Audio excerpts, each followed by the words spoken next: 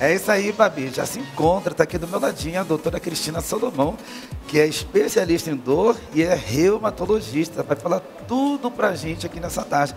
Boa tarde, doutora Cristina, tudo bem? Boa tarde, Renato. É sempre um prazer estar aqui com vocês. Muito obrigada pelo convite. Prazer é todo nosso poder nós falarmos aqui sobre vários assuntos e eu quero fazer também perguntas sobre dor. Perfeito, vamos lá. Doutora Cristina, quem é no mundo que não sente dor, não é verdade? Na verdade, a dor é um sintoma muito prevalente, sim, na humanidade. E o pai da medicina, o Hipócrates, já dizia que isso em latim, sedare dolorem opus divinum est. Sedar a dor é uma obra divina. Um dos princípios da medicina é tratar da dor, que é encarada como o quinto sinal vital. Atualmente, junto com frequência cardíaca, pressão, temperatura, frequência respiratória, num hospital você vai ser sempre avaliado sobre a sua dor, de tão prevalente que ela é, de tão importante que ela é. Nossa. Sim, e na minha área, que é a reumatologia, nós lidamos muito com a dor. É sobre isso que a gente vai conversar hoje. Sim. E qual seria, doutora, a função da reumatologia? Que bom que você perguntou, Renato, porque a reumatologia é uma especialidade pouco conhecida pelo público geral. O reumatologista, antes de mais nada, é um clínico do aparelho músculo-esquelético. Então, a gente trata da musculatura, trata das articulações, trata das patologias relacionadas a isso. Mas é um grupo muito grande de doenças, são mais de 200 doenças diferentes que são abordadas. E todas o reumatologista trata mais de 200 doenças? Sim. Uau. E muitas dessas doenças não são primariamente articulares, elas acometem outros órgãos e a manifestação articular às vezes é um sintoma pequeno dentro do quadro grande da doença que a gente trata. Nossa. E dentre essas mais de 200 doenças que a reumatologia ela trata, tem algumas doenças também que podem vir a ser muito graves? Sim. Quais sim. seriam elas? Algumas doenças reumatológicas podem, não é que vão, podem ter acometimentos mais graves, sim, com risco de vida, inclusive, principalmente as doenças inflamatórias. Nós estamos falando aí de vasculites sistêmicas de grandes vasos, como arterite de Takayasu. Nós estamos falando aí de doenças imunológicas como lúpus eritematoso sistêmico, a esclerose sistêmica ou esclerodermia, como era chamada antigamente. Essas podem sim conduzir a um risco de vida imediato, entre outras doenças, obviamente. Eu só estou citando exemplos, as miosites, a dermatomiosite, a polimiosite também são doenças que podem representar um risco de vida. Mas o que eu falo para os pacientes é que cada paciente tem sua própria história. Sim. Então, o seu quadro pode ser um quadro grave ou leve. Então, tudo depende de acompanhar cada paciente de cada um, né? E fazer um acompanhamento individualizado, sim. Entendi. No caso de uma pessoa, o caso dela pode ser grave na reumatologia e o meu pode ser um caso mais leve. É mais ou menos assim? Exatamente. Uhum. E eu sei que as doenças em si, doutoras, elas não têm idade para vir na vida da pessoa. A pessoa já pode nascer já doente, ou então a doença já vem na vida do idoso. No caso da reumatologia, os casos que você tem mais pego giram em torno de que idade, mais ou menos? Muito legal você fazer essa pergunta, Renato. As pessoas pensam que o reumatologista cuida de pessoas idosas, inclusive a chamada foi, você que é de terceira idade.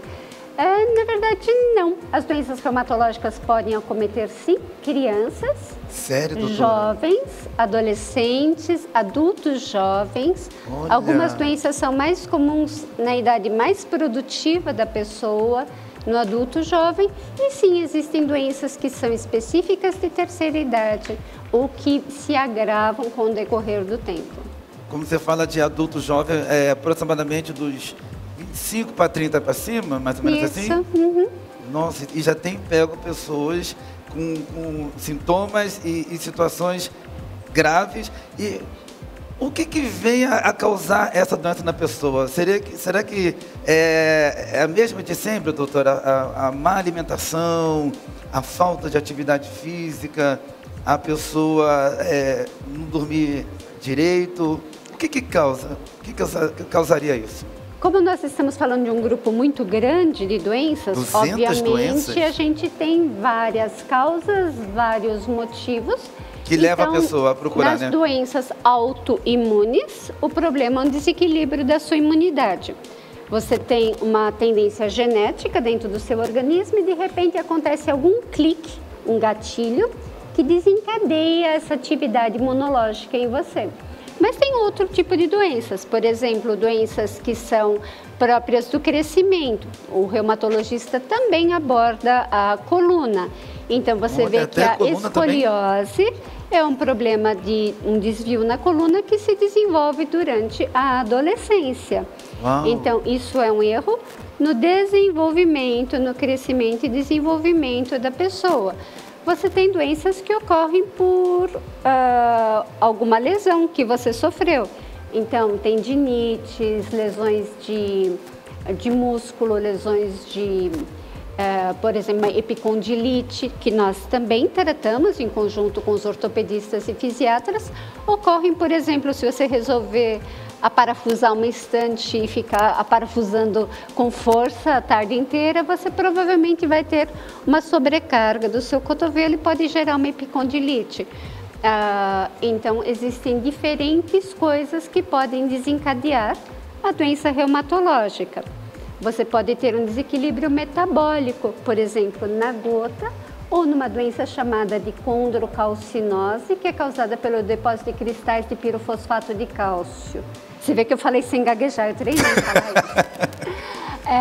Você pode ter doenças metabólicas também, como a osteoporose, que tem a ver com o metabolismo ósseo e que é mais característico, mas não exclusivo, da fase pós-menopausa e pós-andropausa. Você pode ter doenças relacionadas a outras lesões específicas, ou seja, você tem que primeiro conhecer qual dessas repartições você está lidando antes de dizer o que provocou aquilo em você. Entendi. E qual seria, doutora, a relação do diabetes com voltando ainda ao assunto das doenças reumatológicas? Sim. Por que a gente está falando especificamente sobre o diabetes hoje? É muito interessante observar que as doenças elas não são divididas em caixinhas.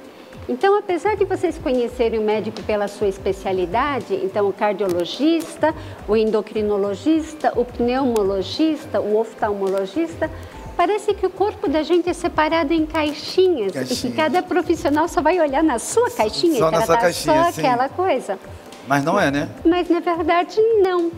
Então existe toda uma inter-relação entre as doenças e o reumatologista tem que ser um bom clínico, porque as nossas doenças podem afetar o globo ocular, podem afetar o cérebro, podem afetar a pele, podem afetar pulmão, coração, sistema digestivo.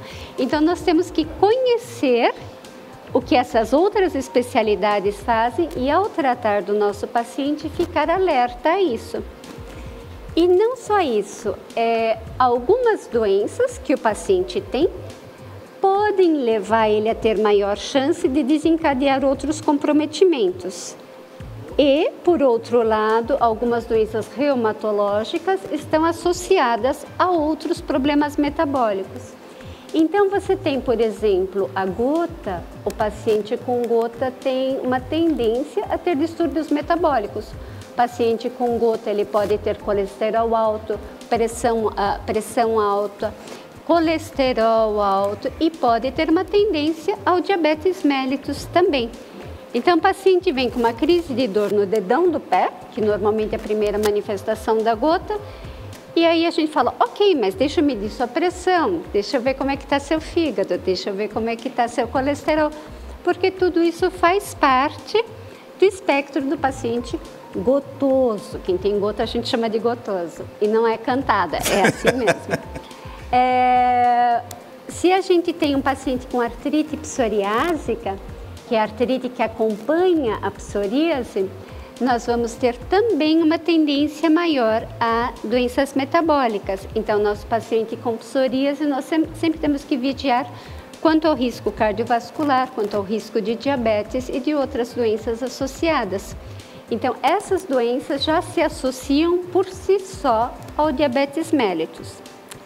Se não bastasse isso, alguns dos nossos tratamentos, infelizmente, eles podem desencadear diabetes no paciente.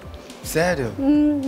Isso não é legal. Algumas dos nossos tratamentos, nós temos que usar doses muito grandes, principalmente de corticoides, que podem elevar a glicemia do paciente. E nós temos que fazer isso. E eleva mesmo o nível alto? Eleva sim. E nós temos o que fazer isso. paciente chega a ficar quanto tempo? Até sair da crise. Se eu estou com um paciente em risco de vida, com uma doença que só melhora com altas doses de corticoide, eu tenho que tratar isso. Sim. Né? Ou o risco de perder um órgão, por exemplo, o rim. Você não gostaria de perder o seu Verdade. rim. Então, eu tenho que entrar, o seu pulmão, né? Eu tenho que entrar com doses altas de corticoide para reduzir o processo inflamatório. Só que nessas eu tenho que ficar muito atento, porque o corticoide pode elevar a sua glicemia, pode aumentar o seu risco de osteoporose, pode fazer subir a sua pressão.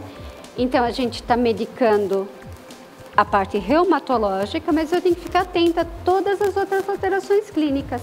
E o paciente tem que ser monitorado cuidadosamente em cada uma dos seus momentos de vida, em cada uma das coisas que ele faz, porque ele pode ter complicações decorrentes do próprio tratamento. Então, a gente tem que ficar muito atento a isso também.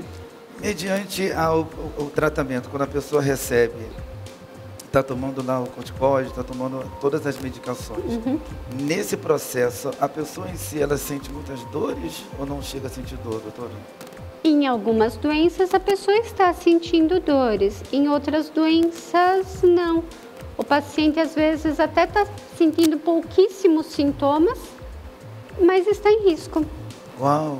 Então, por exemplo, um paciente com uma nefrite lúpica pode notar simplesmente, olha que engraçado, minha urina ficou com espuma, está parecendo guaraná. Eu faço xixi, fica aquela espuma no vaso, escurecer um pouco. É uma nefrite. O paciente está em risco de perder o rim. Olha! E a gente tem risco de perder o rim? Sim. Uau! Sim, e aí a gente tem que entrar com tratamentos muito fortes, não é só corticoide, temos outras coisas também. E a gente precisa de uma dose muito grande de convencimento, de convencer o paciente a embarcar nessa jornada com a gente, da gente fazer isso junto, lado a lado, porque ele vai enfrentar um tratamento que é complicado, que é duro, que é chato, cheio de efeitos colaterais. Às vezes a gente chama a família e pede um apoio da família e fala, olha, vai acontecer isso e eu preciso que vocês estejam junto para dar apoio para o paciente e para mim, para esse tratamento dar certo. E o procedimento, além do tratamento ser um tratamento de risco, que você acabou de falar, é um tratamento que você não tem tempo. A pessoa tem que entrar ali, por exemplo, entrou hoje, não saber que dia, nem que hora, nem que mês que vai sair. Porque mais ou menos. A gente tem uma, vocês têm uma previsão, sim, de como que as coisas vão acontecendo e nós vamos acompanhando o paciente. Nós vamos fazendo exames, vamos acompanhando, vendo a evolução, acompanhando clinicamente pacientes graves. Às vezes a gente tem que ver toda semana no consultório. Entendi. Né? E fazer um acompanhamento muito acertadinho para a gente realmente conseguir tirar ele da crise. Sim.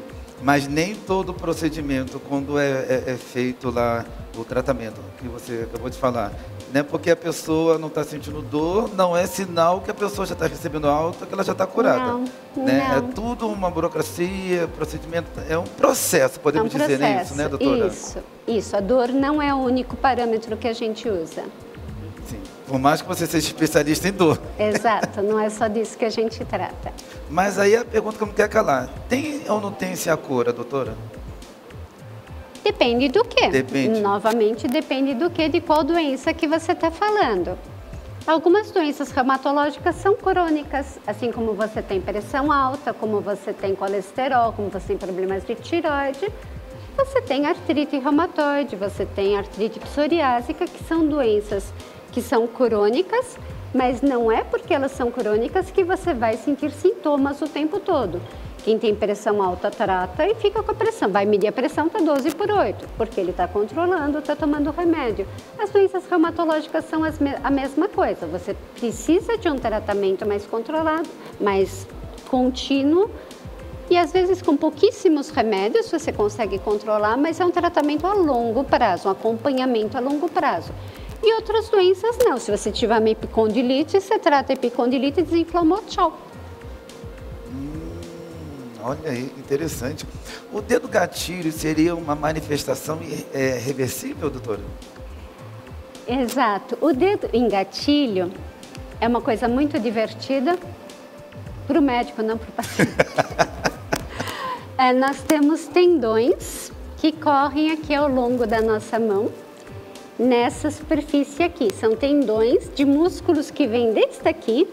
Aqui vem o grupamento do músculo, da massa muscular, e os tendões vêm aqui pelo punho e caminham para os dedos. Para você conseguir fazer este movimento, o tendão passa por uma série de polias para manter o tendão no lugar e funcionando. Se você traumatizar o tendão por algum motivo, por exemplo, porque você foi abrir uma gaveta muito pesada, porque você foi carregar uma mala, porque você é motociclista e fica lá fazendo toda a força, você pode ter um traumatismo nesse tendão e forma um calo. Um calo? Um calo, tipo um calo. Como está inflamado, você tem líquido em volta e tem uma bolha, um espessamento na bainha do tendão. O que acontece? Quando o tendão vai passar por essas polias, por esses estreitamentos, o dedo trava. E aí o paciente tem que puxar com força de volta e faz ploc. Por isso que chama dedo em gatilho, porque ele prende e ploc. E às vezes ele prende e fica preso e às vezes você não consegue dobrar mais porque o calinho está grande demais. Caramba, e aí, olha aí, quando você, depende do tamanho, depende do tempo que você tem isso, você pode fazer um tratamento tópico, desde usar anti-inflamatório, tópico, fisioterapia, essas coisas. E quando não resolve, você faz uma microcirurgia, que praticamente o cirurgião abre, aí é o cirurgião ortopédico, o cirurgião de mãos, ele abre esse espessamento do tendão, tira o excesso de líquido, sutura de volta e você fica 0 bala, perfeito, maravilhoso. E por que a gente está falando nisso? Porque o dedo em gatilho é uma manifestação muito mais comum nos pacientes que são portadores de diabetes mellitus, assim como outras patologias que acometem o membro superior. O paciente portador de diabetes mellitus, por exemplo, quem tem diabetes mellitus juvenil, que começa na primeira infância, que não trata adequadamente, pode desenvolver um negócio que a gente chama de queiroartropatia diabética, nome complicado, que a criança começa a ficar com a mão já vi. fechadinha. Existem várias doenças que dão isso, mas o diabetes mellitus é um deles. Os dedinhos deixam de conseguir esticar por uma retração das fibras colágenas na mão. O paciente diabético também tem uma tendência maior a ter um comprometimento do nervo mediano, que corre aqui na mão, e desenvolver síndrome do túnel do carpo. O paciente diabético também tem uma tendência maior a, quando tiver uma inflamação no ombro, desenvolver uma coisa bastante desagradável que chama capsulite adesiva ou ombro congelado. Existe toda uma fibrose em torno do ombro e o paciente com muita dor, com muito desconforto, com muita impotência funcional, porque o paciente não consegue mais levantar ou movimentar o seu ombro.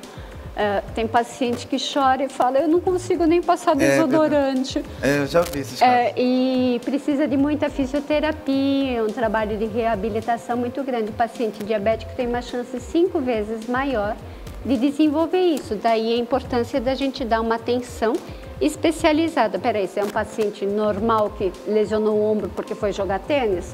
Ou você é um paciente diabético e eu tenho que ficar mais de olho, fazer mais fisioterapia, trabalhar mais a sua reabilitação porque você tem um risco maior de ter uma lesão mais grave no ombro. Bom, é isso aí, doutora. Maravilhoso. Muito obrigado. E você pode deixar o telefone de contato, Instagram, fica à vontade.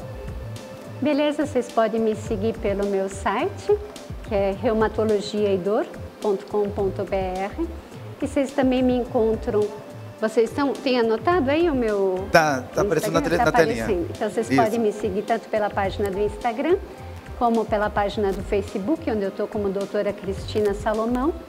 E são bem-vindos para me procurar se precisarem de tratamento. Fique à vontade mesmo, pessoal. Pode procurar a doutora Cristina, porque é bem recomendado. Quando eu cheguei ali nos bastidores, ali no camarim, eu avistei a doutora Cristina, já chegou para mim e falou assim: Renato, qual que é a próxima dor? Porque a doutora Cristina é especialista em dor. Doutora, muito obrigado mesmo. Obrigada tá? pelo convite, Renato. Nós que agradecemos. Volte sempre, tá bom? Obrigada.